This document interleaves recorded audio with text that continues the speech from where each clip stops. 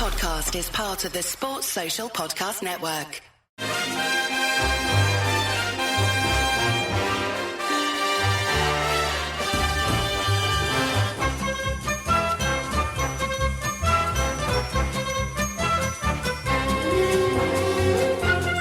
Hello everyone, I'm Chris Wynn. Welcome to Howay the podcast, as we gather not long after the final whistle after Sunderland's 1-0 win at the Hawthorns.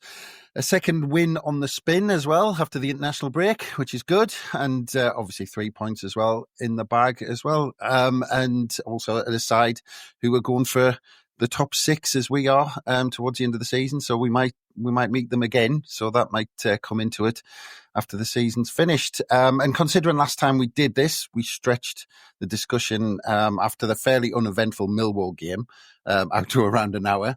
I'm very pleased to have the company of Gavin Henderson as always. All right, Gav? I'm very good, mate. Yes, always happy after a win. I predicted 1-0 on the preview. So I did say Isidore would score, but, I'll take it, 1-0. Yeah, and it's still early afternoon. It's nice to be done early on a Saturday night, especially when you win. Well, I was just about to say it. When you lose, it's awful, because then there's a day full of football and you try to avoid everything, and it's impossible because it's coming at you from all angles.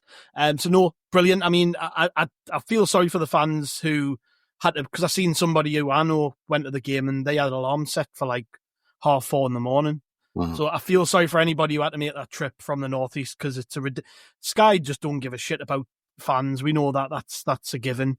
So the fact we sold out the away end, they got to see a win after getting up and travelling all that way. I think that's the most important thing. The fans got to celebrate something. And, we'll get into it, but on a different day against a better team, we might not have had something to celebrate, but the lads gave their all. We got a win. We got 3 points. We got a clean sheet, scored a decent goal. I mean, happy days, eh? I know we're paying the price for being Sunderland, basically, in terms of that kickoff. Because I remember talking to Simeon Golem a while back, Sky kind of presenter and deals with the Football League, and he was talking about basically that even when we're not doing that well, we tend to be picked just because of the numbers we get, and we always seem to get shafted with kickoff times. Yeah, we do. It's been all season, hasn't it? I think if you tot it up, we've had very, very few 3 o'clock kickoffs, particularly at home. I can't remember many at all. It's been a weird season for that, but then the EFL TV deal got extended, didn't it, in the summer? So there was more games which were obviously going to be shown on Sky, and naturally, the likes of us, Leeds, Middlesbrough, Burnley, Sheffield United, we were all going to be on TV a hell of a lot more than normal. So at least we got to win. That's the main thing. At least it was sunny. And the fans, can you imagine coming away, getting beat? You've had to travel all that way, get up early. It's pissing down with rain and freezing and that. Sun was shining. We got 3 points. Like I say, nobody will be complaining. I'm sure there'll be a bit of a party on the way back up the A1. Yeah, well, they'll be rushing back up to get the beer gardens before the sun goes down. Yeah, it was a good win, and we'll go back to the beginning in terms of the team selection. Gav, unchanged starting 11. Probably no surprise there. A lot of eyes were on the bench, and I've been away for a week, so I haven't listened to much of the discussions you've been having on. What? Yeah, well, that's it. Take a few days out, and I miss everything. And eyes on the bench, and like I said, I missed that discussion around Watson. Being involved and what people's thoughts were on that. I mean, I think him being on the bench was more down to the options that we have. I mean, do you think if we had more players fit, that he'd still be on the bench? Probably not. No. I mean, if we talk about how many players we've got missing, you look at the bench: Watson, Anderson, Lavery, and Jones. You can make a case for those dropping off if there'd been 4 other players. So perhaps not. I mean, it was shown in the subs that the manager made, because he brought on everybody but Watson, didn't he? So yeah. I think that to me would be in the way I'd have handled it. He's there if we need him, but we didn't need him, so it's sound. And obviously Romain Mundle went off injured, and the first thought wasn't to bring him on. Yeah. A week ago, I reckon he comes on for Mundle. I reckon he's the first one off the bench, a like for like change. But obviously, what's happened. He's leaving, and it will have altered the psyche of the manager. It has to have. And to be fair, Elijah Mayenda, he can play anywhere across that front line, but he's not your first thought when it comes to who can play on the left, is he? But he was in that instance, and as we'll come on to, he played a huge part in the goal we scored. So, I was pretty happy with the team. I wouldn't have changed anything. I said that before the game. I didn't see any need to change anything. I feel sorry for Mayenda not starting, because I think at the minute he is the better option of him and Isidore. But Isidore, and we talked about this a bit on Friday Night Live, Isidore, he's now not scored in 7 games. And when we talk about trying to get ready for the playoffs, we need him firing. We need him in form. We need him ready to score goals. And the only way we do that is playing him. Dropping him to the bench isn't going to do him any good. Whereas with Mayenda, I'm sure he's not happy not starting games, but with Mayenda, you don't see that noticeable drop-off in mentality and in application. When he does get dropped, he comes on and does just as well as if he'd started the game. So I was happy with the team selection. I thought it was the right way to go. The back 5, you couldn't have changed that after last week, keeping a clean sheet. I think the rest of the team picked itself. The only contentious one was possibly, the centre-forward position. But like I've just said, we've got to try and get Isidore scoring goals. So I think it's just a case of play him until he gets one, play him until the chances come, and see how we are going into the playoffs. If he's still not scoring by the time we come to the playoffs, Mayenda will be rightly standing in front of Regis Lebris on the training ground and saying, Pickers, I deserve to be playing. So, yeah, happy with the team selection. I think it was about right. Yeah. Well, I mean, just before I leave the Watson kind of discussion, because like I said, you've probably been having it all week, but I don't believe for a second that this has just happened. You've probably been talking about it this week, that these discussions have clearly been going on since January, if not completed in January, and now it's just been announced officially that it's happening. Yeah.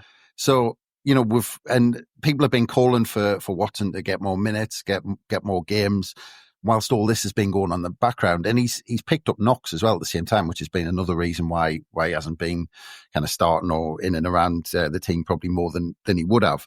But it's funny that now that this has come out, we are now thinking that this is another thing that the manager's had to deal with in terms of, rotating his squad, that he's got a player there who, because he would be great in terms of the running, quite fresh, hasn't played much this season, just building up his fitness after injury. But now you've got this consideration where it's like, well, he's going, so how much does he help us? Or, you've got Alexic on the bench. How much do you want to bring a young player on that you've got in the squad, rather than someone, yes, okay, he's young and you first thought is probably to develop him, but he's not going to be at your club to develop him. So it's probably been like that since January. Yeah, but like I say, we've got other players on the bench who are options. Mayenda, Lafay, Alexic can all play on the left. So, yeah, I'm not really bothered about Watson. I think he just, leave him on there. And if we desperately need him, he's an option. We didn't need him today. That was the thing. We didn't need him. So, he's kind of at the back of my mind now.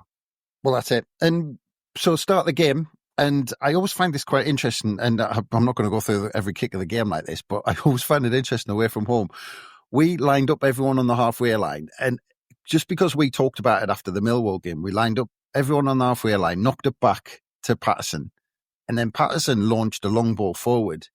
And then almost for the first couple of minutes, we tried to pin them in. And it's almost like we go for it. We say, right, first 2 minutes, we really go for it. And then it's almost like after we lose that first, the first time it gets in the opposition's possession, then we step off and slow the game back down. And it's a strange tactic that we seem to be repeating. Yeah, and it worked. I think I was listening to the West Brom commentary, and they couldn't believe how well we started the game, and they were just totally blown away by how fast-paced we seem to start things. So I think it works for us. It worked clearly against whoever we beat last week, who I've already forgotten. But, Millwall. Millwall, there we go. It worked in that game because, the pressure that we built up at the start of the game, we ended up scoring 20 minutes into the game or whatever. But it works for us. Away from home, we do approach games very differently. You saw it in the game planning here. Adrian Goldberg, who we spoke to, the West Brom fan who was on the pod this week, said that they would play in that way. He said, I fully expect West Brom to play on the front foot and to leave gaps. perfect. That's exactly how we want to go away from home. We're quite happy to sit back and soak up the pressure. And if we get a break, if we get forward, we'll try and make the most of it. We didn't, score from any counter-attacks, but we did have chances. We did have opportunities to break against West Brom today when they were piling forward. And I think it was one of them where the way the opposition sets up really suited Sunderland today. And I think you could quite easily get lost in the fact that West Brom did dominate the game, but they didn't really threaten our goal particularly that much. They had a couple of chances here and there, but they didn't. I wouldn't say that we ever looked really, really shaken. I actually thought we looked very, very organised defensively. We were. I think some of the defending was outstanding. And given we've laid into him a bit recently, I'm going to give props to Anthony Patterson as well. I thought he did a good job in goal. I think he just commanded his area, slowed the game down when we needed him to. He made a couple of good saves when West Brom did have chances. I think really the period in the game where we looked most under threat was probably from about 20 minutes onwards in the first half, when they were getting the ball out of Johnson on the wing and he was getting isolated up against Brown. That was when we did look under threat, but we dealt with it. To be honest, there were opportunities there where West Brom probably should have scored, but in the main, I think we dealt with most of what they threw at us. Yeah. Well, I was just going to talk about that down the flanks, because that's where they were catching us out. And it happened a couple of times on our left, but mainly it was on our right-hand side, like you said. And on both sides, it was funny because a few times, and Mundell got caught out earlier on the left, but then it was happening to Roberts, and I think Job got caught out where, as you said, Brown got pulled out as fullbacks do. But nobody was going with the runners in behind the two fullbacks at all. Like, our midfield just didn't seem to pick them up at all. And they were getting too much joy from that. And in the end, like you said, it ended up being down to O'Nien and Mepham to cut out whatever cross came in. Yeah. I think I felt a bit sorry for Brown because I've seen people kind of criticising him, and I don't think he played badly, actually. I just think he was getting isolated up against a player who's very good in 1v1 situations. There wasn't a lot of support. There weren't players going across and doubling up. I think I've seen it loads of times when we've got a really good winger, Jack Clark comes to mind, Mundell, Lefay when he was fit last time. Teams would then double up on these players to try and prevent them from doing what they're good at, which is going 1v1. We didn't do that. We let Johnson in particular run at Brown, and Brown's not a right back, but he does okay there. And I don't think he actually had a bad game. I want to stress that. I think there were moments where Brown did well. I think he made some good tackles, good interceptions. I just think West Brom's best player was their left winger. But then in the second half, he got took off, didn't he? Because he wasn't getting as much joy, and he was a bit haphazard with his crossing and his shooting. I think it was Mikey Johnson, wasn't it? Who was a former Celtic player on loan from Celtic or whatever. So he's a good player. But that was where they were getting joy down the sides, and in particular down our right. On the other side of the pitch, yeah, they got in behind occasionally, but I think if you just take a step back and you look at how Mowbray tried to change the game late in the game, it was all attacking changes. He knew it wasn't working. It was reminiscent of some of the worst days under him, actually, when he was our manager, where we would dominate games and we create an out. It was like that, wasn't it? Like West Brom just they had nothing to throw at us, really. Very little in the way of an actual game plan. It was just, let's attack Sunderland. And I think as the game progressed, that just suited us more and more, because we were getting really comfortable defending. I think you mentioned them before, O'Nien and Mepham. Chris Mepham's best game in a long time. I thought he was brilliant. He just dominated that area of the pitch. And Luke O'Nien, he had to come up with the dark arts every so often, but there was a lot of last-ditch defending, a lot of clearances. There was a different challenge when they brought on Dike in Lancashire, and they were a bit more physical and they were trying to get into us. And I thought O'Nien dealt with that fine. So this was very much for us. It was like a dress rehearsal for an away leg of a playoff semi, where you go away, you might have to sit in and dig in, scrape a victory if you have to. And we should take a lot of heart from the way we actually played, I think, because it wasn't a startling attacking performance, but it didn't need to be, because we knew that West Brom were going to try and attack us. We knew we would have to defend well, and in the main we did. Yeah, yeah. Well, I mean, actually, it reminded me a lot of away wins earlier on in the season. I know we've been talking a lot about getting back to some of that, but a lot of the wins early on were a bit like this, where it wasn't backs to the wall, but it was where the opposition had most of the possession. We sat deeper than we probably would like us to, but we were always looking for that ball over the top. Isidore was always on the last shoulder. He was always ready to go over the top. Chris Rigg had a couple of chances to loop it over the top, and it just got intercepted, didn't quite come off. But we were always looking for that. We were always looking for that one ball. And even though West Brom at certain times were camped in our half, you always thought we looked quite dangerous because with Isidore standing on the halfway line, we were I think West Brom were wary of it, that we would do that.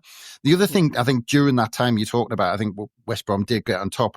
But again, I mentioned him for the Millwall game, but again, I just kind of wanted to mention him again just because I think he does so much of the dirty work. I think, especially in that first half, maybe not so much in the second half, but Job in front of that back four, the amount of interceptions he kept making, and at times he was kind of trying to set Isidore away and he was kind of setting us on a counter-attack. But the amount of times he reads the game in front of that back four and puts a tackle in, because there was one in, and I think it was kind of late in the first half from memory. I think it was where the West Brom shouted for a penalty where it was nowhere near a penalty, which they did about 6 times, I think, shouted for a penalty, and it was never a penalty. By the way, on that, like I say, I listened to the West Brom commentary. Yeah. Andy Johnson on co-coms. If anyone listening had the misfortune, the same as I did, to listen to him on co-coms, the most biased commentator I've ever heard. Everything that was even half, a fraction chance of being in West Brom's favour, he's screaming, penalty, free kick. That one you're talking about, he was convinced was a penalty. The Job tackle. And then, and then they had people texting in all the way through the first half saying, definitely not. And he was like, nah, it was a penalty. It was a penalty. It should have been booked for diving.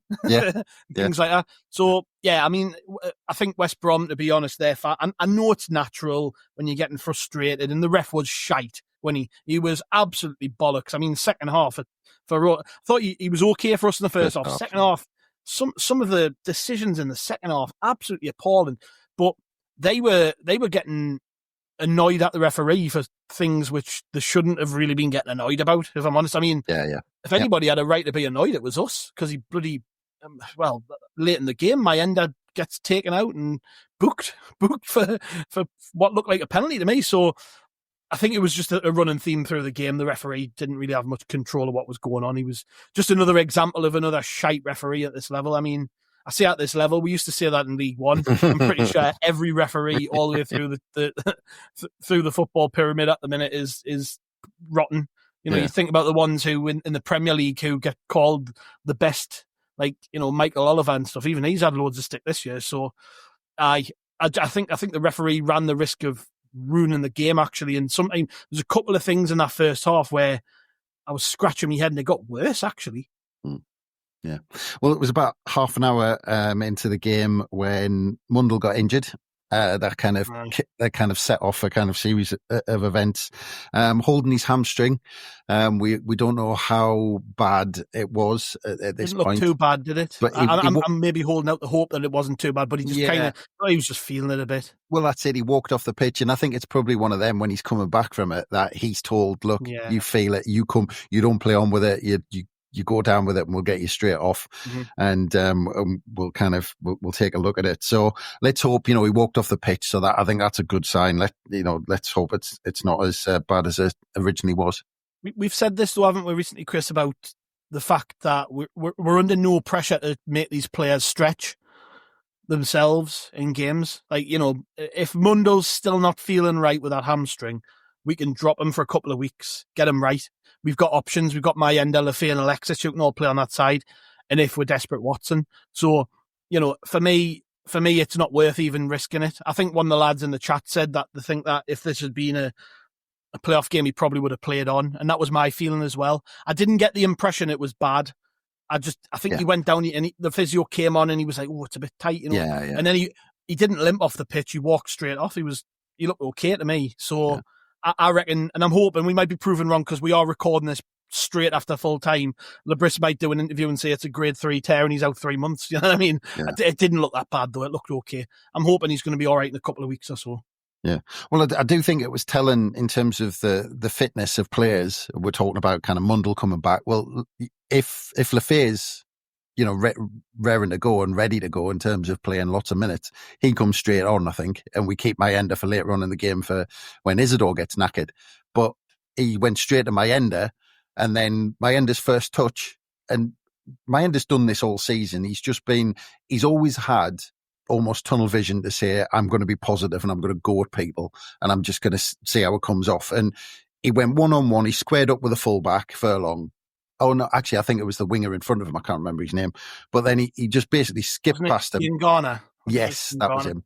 And then he basically just took it down the line, brought down, free kick in a dangerous area within a minute of coming on. But that's what Mayenda brings wherever he is in the pitch. And sometimes it's frustrating because sometimes he goes down blind alleys and he loses the ball. But I think when you're in those positions, and I always remember kind of Peter Reid when, I can't remember, it was on like Premier Passions or something like that, but he was talking about players in the final third saying he doesn't mind if they lose the ball as long as they're positive, because that, they might lose the ball 9 times, but that one time they pull it off, and like this, they create a chance, you get something from it. Yeah, and that way that Mayenda can just drop his shoulder and move quickly. I'm yet to see a player manage to deal with that this season against him. It's his biggest strength. He's persistent, and this again is something I've spoke a little bit about this week, about the big differences between him and Isidore, and why I actually prefer Mayenda when it comes down to it. It's because in those situations, I back him every time to go past his man and do something. He's deceptively strong. I think they look at him because he's not the biggest, is he? He's 5'9", 10 maybe, and he's not like a big muscly thing, is he? He's quite. He doesn't look the biggest, but he's so strong. He's like a bull. I like that there when you see the way it was literally one. He knocks the ball, leans into Diangana, goes past him. Diangana, the only way he can deal with Mayenda in that situation, because he's already gone past him, is to foul him. I mean, it's fantastic forward play. And he didn't, to be honest, the frustration is that was probably the only time he got it today. But it was the only one that mattered because, we end up scoring from the resultant free kick. But again, Mayenda, I've talked about how Isidore maybe needs to be played back into form, because when he's been dropped out of the team and he's not been scoring goals, it's clearly affecting him. With Mayenda, he's probably pissed off he's not starting games, but he comes on him, like you say, within a minute. He does something with the ball. He's positive. And he deserves a lot of credit for that goal. A lot of credit, because it came from Nout, really, didn't it? Yeah. Well, speaking of credit for the goal, let's get on to the goal. Right, straight off the bat, was this a really good free kick or was it crap goalkeeping? I thought you were going to ask, was it a cross or a shot? And I was going to say it was a shot. It was definitely a shot. I mean, that was the debate the commentators were having. No, it's definitely a shot. Adrian Goldberg on the preview told us that this goalkeeper's not great. He told us they sold the bet that they had Alex Palmer and they sold him to Ipswich in January. This lad's came in to replace him and he's not a patch on him. And I mean, it was well hit. You've got to give credit to Hume. He hits it well. He gets good power on it. He bends it in. I mean, it's a well hit free kick, but the top of the keeper's hand brushes the ball. He's trying to punch it away. He punches past it, doesn't he? Like he misses it. He punches it too late. So if you make a fist now with your hand, right, and imagine in that situation that you're trying to stop that ball, if you extend your fingers, that's going over the bar in it. Yeah. In that situation, let's get a touch on it. He makes a fist to try and punch it. If his fingers, his fingers are probably 6 inches long. If he just makes a palm, that's going over the bar. So, I mean, it's a big fuck up from the goalkeeper. Howler, it's a massive howler. And all he had to do was literally extend his hand. If he doesn't make that fist, he saves it. Because he got his positioning was fine, his footwork was fine. That's one thing with goalkeepers on free kicks. They rely on their wall to cover one half of it, but the other side is their domain, and their feet have to be good. Because if your stance is good, you're ready to get across, you're ready to save whatever's coming your way. All that was fine. He did everything right apart from make a fist. And we benefited from it. I mean, I'm not going to complain. I think at the same time, though, Trey Hume, it would have been easy to cross, wouldn't it? Because that was a cross. For me, when I seen where we won the free kick, I'm thinking you've got to whip that in and try and get someone's head on it. He didn't. He went for the shot. And I imagine they'll have looked at it in the analysis before the game, and they'll have looked at their goalkeeper and have seen he's not the best mind. If you can try and catch him out, he might flap at it. A bit like people probably do with Patterson. They'll have known this. So I reckon Hume, being a confident lad, he's went, I back myself to get this on target. So he deserves credit regardless of the fact the keeper was shite, but it was a massive. We'd be fuming, wouldn't we? Patterson. Yeah, no, I mean, social media would be going nuts if that was Patterson. But it goes to show, though, you see the amount of free kicks we've seen this season. Hit over the bar, hit wide, just not on target. Like you said at the beginning with Hume, you hit it with some pace and get it on target. And I don't think now you see that many good keepers at this level. I think actually the level of goalkeeping is generally poor across the board. Not often do we see a keeper where, he makes a ton of saves and he actually impresses us. So it just goes to show someone like you at that point, he can whip a ball, get it on target. Because you were right. Because when I saw the free kick lining up, it was him and Roberts. And even I was thinking, right, well, I'm not quite sure what's going to happen here. Is Roberts going to float it in where he's left? Or is Hume going to whip it in? I'm glad he didn't, by the way, because his corners were shocking today, Roberts. I know. But it goes to show, you put a bit of pace on it, get it on target, and you just don't know what's going to happen. Mm-hmm. Yeah, that's it. You've got to speculate sometimes, and we don't get them. Well, when was the last time we scored direct from a free kick? I was racking my brains for this. Oh, I was trying to think. I can remember. Did Lafayette score one? No. Lafayette hasn't scored one. His goal was a sort of Mundell type goal, wasn't it, where he cut inside and bent it in? Yeah. I genuinely can't remember the last. Hopefully, someone listening can get in touch with us and tell us. I can't remember the last time we scored direct from a free kick. It was probably Pritchard at some point, which shows how far goal probably was. I remember the Luton semi-final, Pritchard rolling it to Ahmad and Ahmad shooting first time, but that's not a free kick.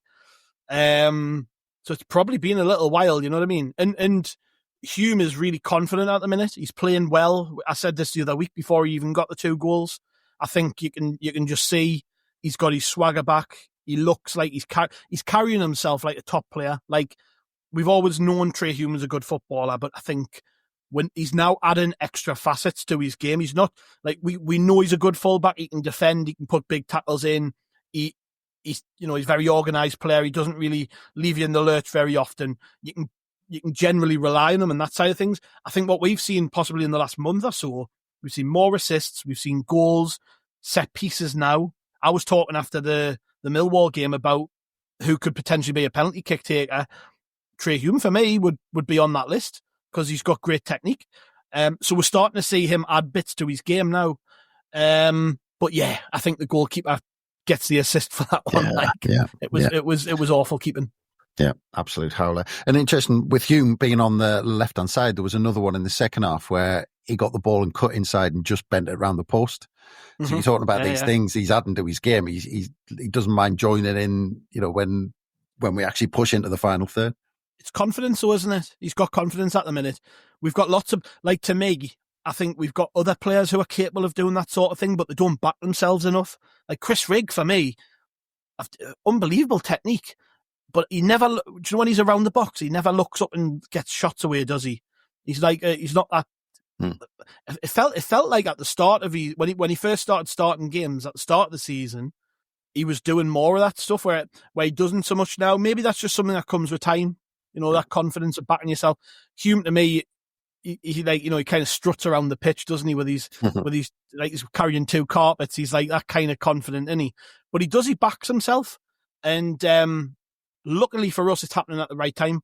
While we're all worried about his fitness and this hip problem that he's apparently got, he's probably playing the best football of his season. So whatever we're doing to look after him's working clearly because we're getting the most out of him in games. Yeah, and let's hope he bags another couple of free kicks before the end of the season. So we went in 1-0 half time.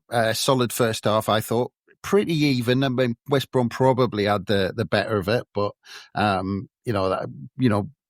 you wouldn't have complained if it was 0-0, but we're going to take it 1-0 up. Can I just ask you, by the way, before you go into the second, where did you get 9 minutes at a time from? Oh, I haven't got a clue. It was bizarre. I thought that was a mistake. We've had games where you thought, oh well, there should be 5 minutes, and there was 2 or 3, and this one should have had 3 or 4 tops. Aye. 9 minutes. Where did that come from? No idea. I genuinely, when I seen that, and I was thinking, I was going, right. So there's been a little bit of time wasting here and there, fair enough, but we had one sub, but he wasn't down for long, really. Mundo was pretty much straight off the pitch. I'm sitting and thinking, where have they got 9 minutes? There was never 9 minutes worth of stoppages there. No, but it was strange, and we'll get into it though, because we'll get into kind of West Brom's reaction in a bit. But in that second half, it kind of started off, I thought, pretty much where the first half left off. I thought certainly first kind of 15, 20 minutes of the second half was, half chances at either end, no side really kind of pushing to kind of, we weren't really pushing for a second. They weren't really pushing to get kind of back into the game too much. The little bit of pressure, a little bit of possession, but not much else. But I was just going to ask you, in terms of the way we played, especially in that second half, especially because I think now with all the games now, we're going to be watching how we play with one eye on the playoffs.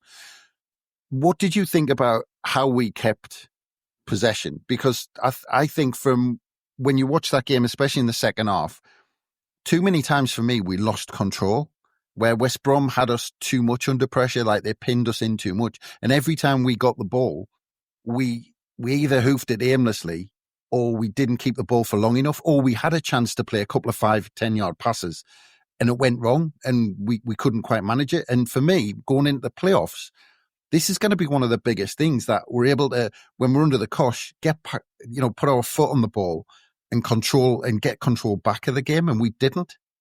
The only time we really looked after the ball in that second half was the last 2 or 3 minutes of injury time. Yeah. That was the only time we did it. You bang on. Like, every time we got out, we were really poor with it. I think I've got to give credit to Dan Neil, actually. I think Dan Neil was one of the better players in terms of trying to look after the ball. But I thought Rig was wasteful. I thought Bellingham was wasteful. Yeah. The long balls up to Isidore just weren't working. Lefay came on, and I think he just gave the ball away every time he had it. Yeah. I think you could tell he's been injured. He was far too relaxed at times. There was a couple of times where he was trying to do them little flicks and tricks and stuff, but it was putting West Brom back on the attack.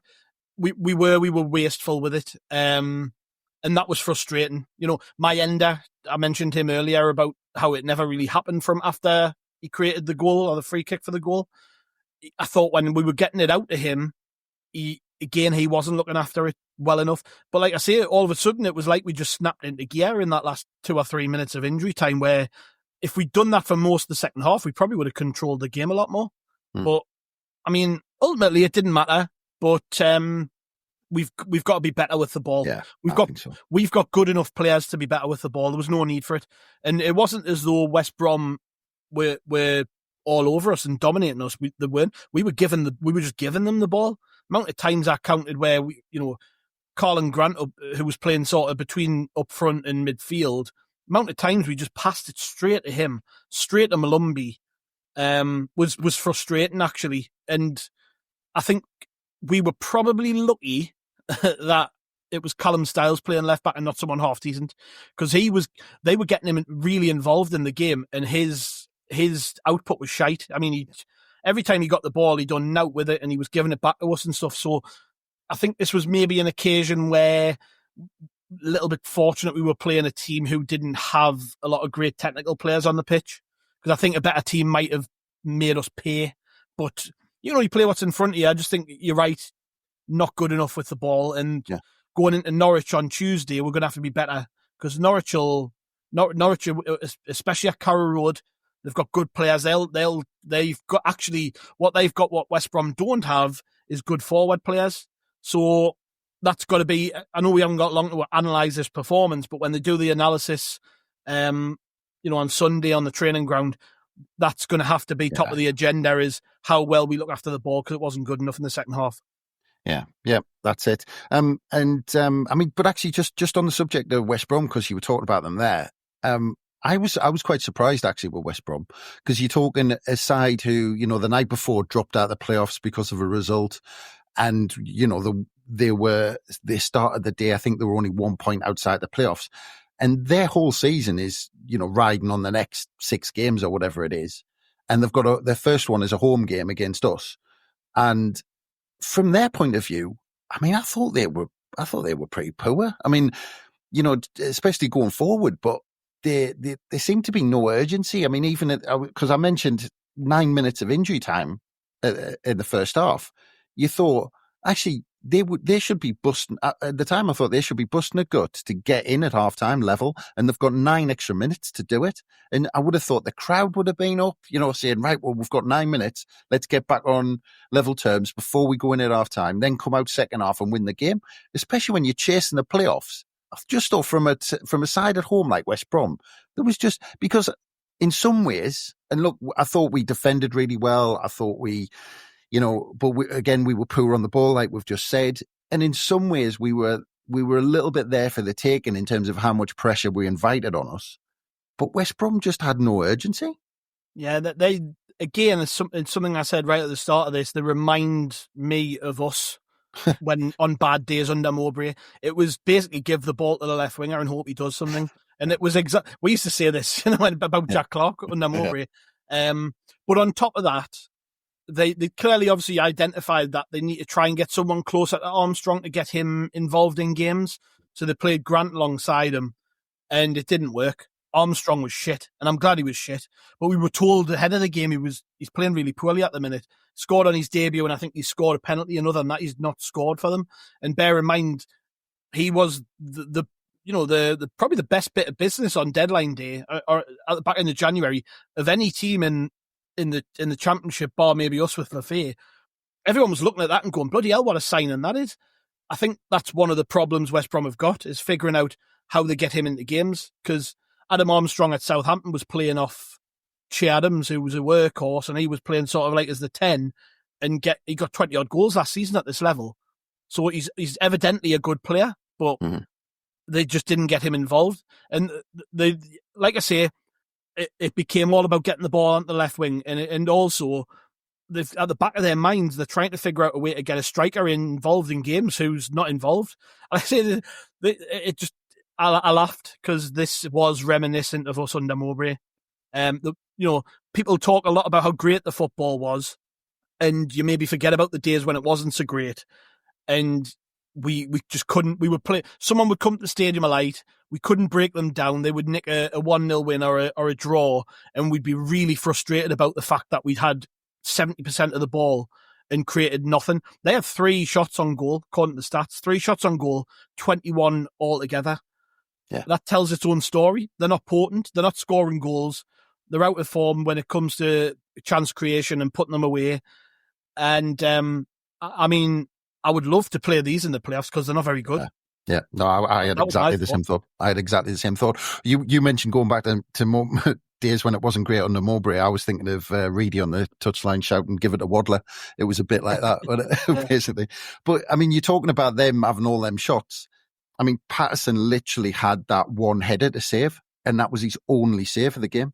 He made a bit of a camera save as well, didn't he, when he dove across two-handed? It was a half chance. It was on target, but I mean, he had another one. But he had nothing that you wouldn't expect him to save. Yeah, exactly. And like I say, though, I think he had a good game, Patterson, for once, or a better game. He did. He commanded his area. He'd done his job, commanded his area pretty well. There was one hairy moment in possession where he let the striker literally get half a yard in front of him before he played it. There was a cross he fapped out as well. Yeah, but I mean, better. That's the most important thing. Because people 2-3 weeks ago were saying we need to drop him, and they persisted with him, and this is better. He's had 2 clean sheets now, so he's going to gain confidence from that. These results are going to be very important for how we end. We go into the playoffs. We talk about building momentum, win games, keep clean sheets. That's the best way to do it.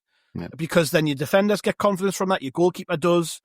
The team as a unit believe in each other and their ability to work hard and cohesively stay in games. And like 2 really good results that we've had, but that starts with defending well as a team, doesn't it? I think that's the big story coming away from the game, is that when we didn't have the ball, we were very organised. I mean, you saw, didn't you? There was that chance towards the end where Isidore was in a decent position coming down the left channel, and he was just wrecked because he ran that much, and he tried to side foot it, and there was nout on it, and it was like, if that had been at the start of the game, he probably would have chopped inside onto his right foot, skinned the pair of them, and got a shot away. But he was tired, and it was because we just had we ran for 90 minutes.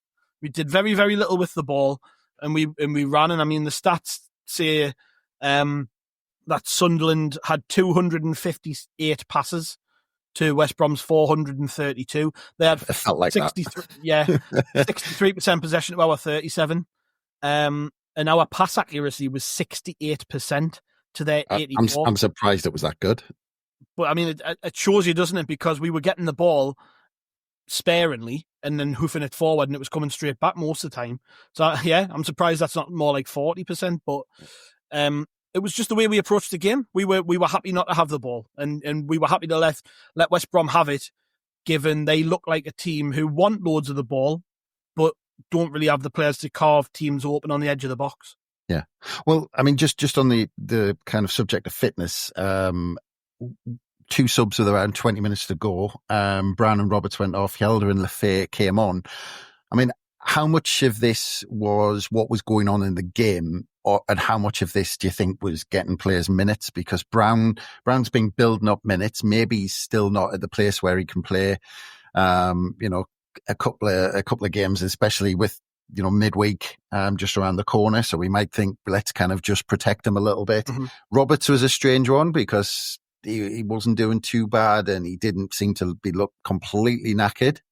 But I think you've just hit the nail on the head before there, Chris, when you said about having the midweek game. That's all it is. I think, given we've run a lot, get a couple of players off who are probably going to start on Tuesday night, and it addressed a bit. We had more balance, didn't we? Because then Hume went over to the right, Hjelde went over to the left, and then we had Lefay central with Rig going on the right. So we had a left footer on the right. That was a strange one for me, because I was going to ask about that. Yeah, I was half expecting Lefay to go on the left, Mayenda to go on the right, Rig to stay where he was. Yep. But at the same time, West Brom had made a bunch of changes. They changed system, didn't they? So they went 3 at the back, and they put an extra body up front. Mm-hmm. They got Dike on. Yep. Fellows, the winger, came on and played in front of Furlong, who'd been getting forward quite well. Was it Bainey who went over on the left-hand side for Mikey Johnson as well? So they made a bunch of really attacking changes and went 3 at the back. And I think that's all it was. It was to try and give us a bit of balance and fresh legs. Because we've got a game on Tuesday. And my suspicion is, given that Brown and Roberts were the players to come out, they'll probably start on Tuesday. I don't know. But that would be my suspicion anyways, is that, Brown hasn't played a lot of football, and then he's had to play 2 games. 2 grueling games as well, where he's had to work hard out of position as well. So I'm not massively surprised he came off. Roberts, I agree. I actually thought Roberts played okay. Yeah. Again, seeing people slagging him off, and I think now he's just became I think there's just Sunderland fans who just can't admit that he's playing well. So, not that he played particularly great, but in the Millwall game he was outstanding, and there was still people giving him shit. So I thought he had a good game. I thought he was fine. One thing with Roberts that I think is frustrating me a little bit at the minute is there's just something not clicking between him and Rig for me, where earlier in the season they were linking up pretty well. There was those triangles down the right-hand side in possession. For whatever reason, it's just, I don't know whether Rig's now too far away, because Rig's practically playing like a centre forward, isn't he, at the minute? Where Roberts is, rather than doing the 1-2s and trying to cut through teams that way, he's hanging on to the ball a bit too much. But I mean, I'm being really critical there. I think that's more to do with Rig really not getting close enough to him and playing more as a centre mid. Rig was deployed virtually as a striker in this game to play high, to try and stop West Brom knocking it round the back. When we just have one up front, it's very easy for the 2 centre-halves to play it between themselves. You put 2 bodies up there, that stops that, and it makes them go along. And I think that's what we want them to do, because they had, for most of the game, they had Adam Armstrong up there who's about 5 foot out. So it made sense to try and make them go direct. But yeah, changes I was absolutely fine with the changes. I think it was a bunch of things really. I think Alexic coming on was just to try and waste a bit of time, wasn't it? Right at the end of the game. Isidore was out on his feet as well. He needed to come on. But I think it was, we only had 4 minutes of added time, and 1 minute in we make a sub. It's just to try and wind the clock down there, I think. Yeah, that's it. And after the subs, it was kind of, the last 15 minutes for me, I mean, Hume did really well. I thought Helder was actually solid. He didn't put a foot wrong, really, did seem to do everything right. And one of the few players who seemed to have a bit of nous and go into the corners in the last couple of minutes as well. But the last 15 minutes for me was the Mepham and O'Nien show. And especially O'Nien. I mean, you're talking about Mepham, who, in terms of blocks and kind of getting in the way of crosses, Mepham was kind of that person at the back. But O'Nien, he did something that, we haven't seen for a while in terms of Sunderland players, that there was a bit of shithousery going on. And O'Nien hasn't done this for a while. And I think this, again, something going in the playoffs that we might, if they're actually talking about doing this behind the scenes, because in a game like this, we've had this type of thing done to us a lot at the Stadium of Light. But you saw the amount of times O'Nien went down, and there was a block that he did when there was another goal-mouth scramble. O'Nien got in the way, did a block, and the player kind of bumped into him, but O'Nien went down like he'd been shot and rolled around and but it's quite funny because what he does is he waits for the referee to have to walk across to him. And the referee asks him if he's okay. And O'Nien says, I just need 5 seconds. And the referee taps him and goes, okay. But actually what you've done is you've wasted about 30 seconds by doing it. Mm-hmm. And the amount of times he did that in the last 15 minutes, just to kind of settle us down. And the amount of times O'Nien did that. But, I mean, so we started to do that. But from my point of view as well, that there's part of me that does have a concern that we had to end up relying on doing things like that. And because that we were under so much pressure in the end, that even though Patterson didn't have to make a save, which is you've got to put down a great defending, that we kept them at arm's length like that. But there was too many goal-mouth scrambles where if the ball fell differently, it could have been different on another day. Yeah, and all you can say about that is that we weren't made to pay. We defended well. There was a couple in the first half as well, wasn't there? I think Bellingham made a really good tackle just before someone was about to shoot, that they were screaming for a penalty for, and there was the one where I think Mepham blocked it on the line, and there was a bunch in both halves where that happened, but that was a result of just the way we decided to play. We sat in, so West Brom naturally were going to get opportunities. Look, importantly, we didn't concede. Like, you've got to say there's more than one way to skin a cat, isn't there? And there's more than one way to win a game of football, and we went there to try and be horrible, I think. And I just think we've saw a different side of this team today. And a lot of people will come away from it and go, well, we played shite. But we won. We got a clean sheet. Sometimes, how many times do teams come to the Stadium of Light and do exactly what we just did today to us? And we get really pissed off about it. And we take it to heart because we think, Canal, we should be beating teams like this. Well, West Brom fans will have been coming away saying exactly the same. They'll have been coming away saying, we were the better team. We should have won. But you didn't, did you? You know what I mean? You didn't. We did enough to get the victory. And I don't care what anyone says, even when you play a more expansive brand of football, you do roll the dice and you do have moments where you ride your luck and you get things going in your favour where a nick here or there might have made a difference. I mean, there was that ball in the box where Dike threw his chest at it. And, if he just gets his head on that, it's a goal, isn't it? So there's moments like that in games which they happen in every single game up and down the country. We decided to go there and try and snatch the victory and play in a different way. We've talked about having a plan B. That was a plan B. That was an away. Like I said at the very, very start of this, if we went away from home in the playoffs against a good team, which whoever we'd be playing will be decent. Yeah. If we go away from home in the playoffs and play like that and snatch a 1-0 win to take back the Stadium of Light, we'll be absolutely over the moon. So it was a dress rehearsal for that sort of situation against a team who we could well play. We could well end up against West Brom. And you've got to step back a little bit and look at these last two performances, because Millwall are another one. Millwall are in the conversation potentially to finish sixth. We've won both games 1-0. look, like I said, there's more than one way to skin a cat. There's more than one way to win a game of football, and we proved it today. And you won't hear me whinging about that. I said in the preview, happy with a 1-0 win, and I got it. I'm over the moon. If we come away 1-0, any point away from home's a good point, isn't it? We always say that as well. So we managed to get 3 and a clean sheet. Happy days. That's it. Any tips for the national? I did bet on a horse. I never bet, right? And I thought I'm going to put a bet on the day. And someone at work told us to bet on Stumptown, I think it was. Oh, there you go. So I've got a $5 on that each way. Well, you called 1-0, so I might have to see what the odds are on that. By the time this pod goes out, you'll know who won the Nationals, so you'll know if I've won or not.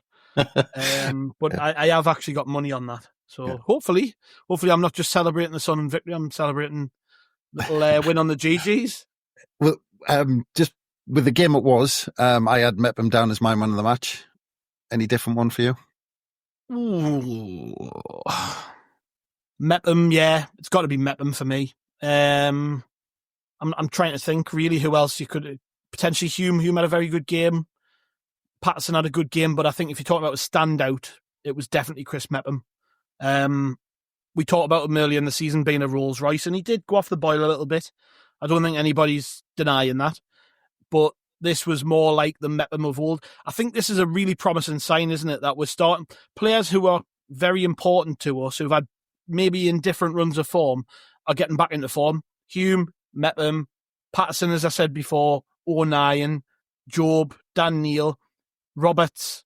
There's only really Isidore who's yet to sort of show that form from earlier in the season. Otherwise, everybody else seems to be picking form back up right at the right time. So nice for Chris Mepham to have a performance like that. I mean, I think centre-halves, they're the ones they love most, aren't they? When they backs to the wall, blocking things from all angles, heading the ball away every 2 seconds, celebrating them like they're a goal. They'll be buzzing with that clean sheet because ultimately they've really, really earned it, haven't they? So, yeah, I wish I could give it to the defence as a whole. They did brilliantly, but Chris Mepham for me. Yeah. Well, let's have a look at the 3-word reviews we've got coming through on X. We've got Tony Burns says another clean sheet. We've got IB says we win again with some wrestler gif below. I don't know any wrestlers. I can't be asked. I remember him, Scott Hall. What you call him? No, was he Razor Ramon? No, you see, well, but I'm at the age where I was kind of Ultimate Warrior and Macho Man. That was that era, man. He was after that, wasn't he? No, he was around at that time, I'm sure. Anyway. I'll correct us. It's wrestling. I'm wrestling nerd, correct us. Gary Hates says, all about result. Kay says, hard-earned win. Lex said, did the job. Rob Ellison Davidson says, defensively very good. He also says, offensively very poor. I think we pretty much summed that up. I think that was pretty much the whole. We could have just said that at the start of the pod and just said everyone. Finished it there. Yeah, that's it. Never Born Again said, Riding our luck. That's it. I lost it for a second. Chris Little said compact, resilient, pragmatic. Oh, there you go. There's an interesting one. Adrian Young says 1-1-0. Laughing emojis. Yeah, that's funny. Liam Rand said 1-0. Okay. Paul Jennings wins a win. First name, bunch of numbers, says cheers Tony Mowbray. SAFC Freddie said world's worst ref. Game of 2 off, so the ref really, wasn't it? And then Bjorn By says slow shit win. But so that one, right? I saw that before we started recording. Is there such a thing as a shit win? Well, you could argue it's a shit game, but I don't think it's ever a shit win. Nah, there's no such in my book. There is no such thing as a shit win. As long as you get 3 points, and if you can get a clean sheet too, even better. Yeah. But, I mean, each to their own, but there's no such thing as a shit win. Well, it's funny because I was thinking this, coming out of the international break. The international break, obviously, with the Coventry result, we were all it was a little bit doom and gloom. And, it partly because, we go back to those 2 defeats, Leeds and Hull, and then the draw against Preston, which was slightly depressing in some ways. But it was all doom and gloom. But, 2 results straight after, win 1-0, you've got 2 clean sheets, 6 points. And now we're looking at the games, looking back, saying we've lost 1 in 6. We've won the last 2. And it's strange how it just flips around like that. And what we were talking about throughout the international break, and obviously people like Rob Mason and others were saying the same thing about building up that momentum. And we've been talking about that a lot going into the playoffs. And it's almost now that, coming out of that 2 defeats in a row, which I think that was the first time this season from memory that we'd done that in the league. And then the wobble with Preston and Coventry, that we almost had to get back into one of those runs again. Because if you look at the pattern of our season, it's been a really good run followed by a defeat, which sets us back. And then we get back on the saddle, get back into another run. And it's almost like after this international break, we've had to concentrate on getting back into that run. Now, we've started off with 2 very low key, and you saw by the comments, I mean, you can't, it's hard to argue with some of those comments that were saying we won, but there's a but after these 2 wins. But the point is, and I think you touched on it, that 2 1-0 wins, we're winning. And it's about then saying, right, well, now we're getting into the habit of winning again. Now we can start fixing some other things, but while the results are going well. Yeah, and there's that whoever's got a curse on Romain Mundle and Enzo Lefebvre will not let us see the 2 of them play in the same team. But that would have been nice, wouldn't it? Maybe after this to go into Norwich and have a stronger side available. But you're right, once you've won games and you've got that feeling back and that confidence and momentum builds, then you add to it, don't you? And you go into games with a little bit more swagger. Teams you're playing fear you a little bit more. Like, Norwich will look and they'll go, bloody hell, Sunderland are flying at the minute. So there's that, all I'm bothered about ultimately is finding ways to win. Keeping players fit. Obviously, we failed in that regard today. Because, that's the other thing is that this core of the team, we need to look after it because we need all of them for the playoffs. But, let's add a little bit more flair to it, maybe going down to Norwich and seeing what we can do there. That'll be good. I just think the most important thing is, again, though, if we go there, I think it'll be a very similar setup. So maybe these are all just good practice games. I've said this a few times and I'll say it again, but treating this like a mini pre-season where you just get your head around how you're going to play going into the season and, trying to get players fit, rotating where necessary, all these things. We've got that luxury. We're basically in the... I'm pretty sure we're in the playoffs now. I think it's going to... we're guaranteed 4th place, basically. Yeah, I think that's it. So we know what we're focusing on. We're quite happy. We're going into the last run of games now, knowing exactly where we're at. And it's all about us and building momentum and trying to get players scoring goals like Isidore, trying to get Rig more up to speed, trying to get some of the injured lads up to speed. But you cannot whinge generally, can you? No. Well, there you go. We've stretched it out to an hour for another fairly uneventful 1-0 win. We've done all right. Yeah, I was thinking this might only be half an hour. This. That's it. I'm a gobshite though, Chris. That's the problem.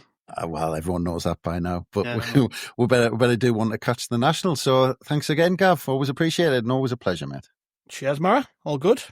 Good stuff. And thanks again for everyone for listening. We've got loads for you to listen back to. I went away for 5 days and I've missed loads. So I've got loads to catch up on as well. And of course, we'll have more reaction to the game at West Brom, as well as building up to Tuesday night's game against Norwich, because the games are coming thick and fast from now on in, I think. So please like and subscribe. We're going to have loads on the way, and keep an eye out on all the usual places for the next pod. That should be dropping very soon. But from us, bye for now.